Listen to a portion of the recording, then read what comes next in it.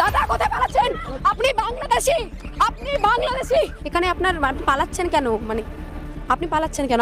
আপনাকে তো বললাম আপনার যে এই যে মিডিয়া ছুটছে লোকের পেছনে, দেখলাম একটা ছেলে বোধহয় রফিকুল নাম বোধহয়, ঠিক আছে, দক্ষিণ 24 পরগনার ছেলে। রফিকুল চেহারা দেখে বোঝা গেল যে মানে আদি বাঙালি। এর জন্য আমরা এই ডবল ভোটার যারা, যে দেশওয়ালির দেশে ভোট আর বাংলাতেও ভোট, তো দেশওয়ালি দেশেই ভোট দিক, ঠিক আছে।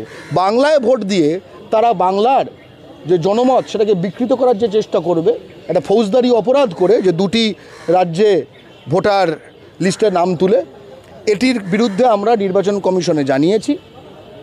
আবার একই সঙ্গে এটা আমরা বলতে চাই যে এই যে মিডিয়া ছুটছে লোকের পেছনে, দেখলাম একটা ছেলে বোধহয় রফিকুল নাম বোধহয়, রফিকুলই বোধহয় নাম, ঠিক আছে, দক্ষিণ 24 পরগনার ছেলে, উত্তর 24 পরগনা, মানে 24 পরগনার ছেলে, দক্ষিণ 24 পরগনার ছেলে, দক্ষিণ 24 পরগনার ছেলে রফিকুল চেহারা দেখে বোঝা গেল যে মানে আদি বাঙালি, বুঝলে তো।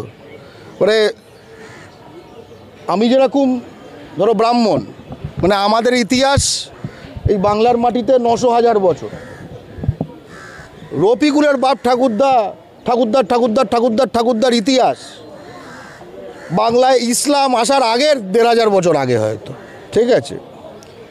তো এবার প্রশ্নটা হচ্ছে যে তাকে যখন ফরেনার বলা হচ্ছে, ওতে সব পেপারস আছে, এটা কি অপরাধ? প্রথম কথা হচ্ছে, তুমি কাউকে যদি পররাষ্ট্রের নাগরিক বলো মিথ্যা প্রচার করে, এটা একটা ফৌজদারি অপরাধ, ঠিক আছে। কারোর সামনে বুম ধরা কি অপরাধ? বা কাগজ দেখতে চাওয়া কি অপরাধ? আমার তো মনে হয় না অপরাধ, কারণ ভারতবর্ষ জুড়ে বাঙালির কাছে কাগজ দেখতে চাওয়া, এই আধার কার্ড দেখাও, এবং সেটা মিডিয়া না, সাধারণ ওখানকার লোকজন একদম কাগজ দেখিয়েছে, কাগজ দেখানো সত্ত্বেও পিটিয়েছে, কত কিছু ঘটেছে। আমরা ভারতবর্ষের প্রতিটি ভারতীয়র সমান অধিকারে বিশ্বাস করি।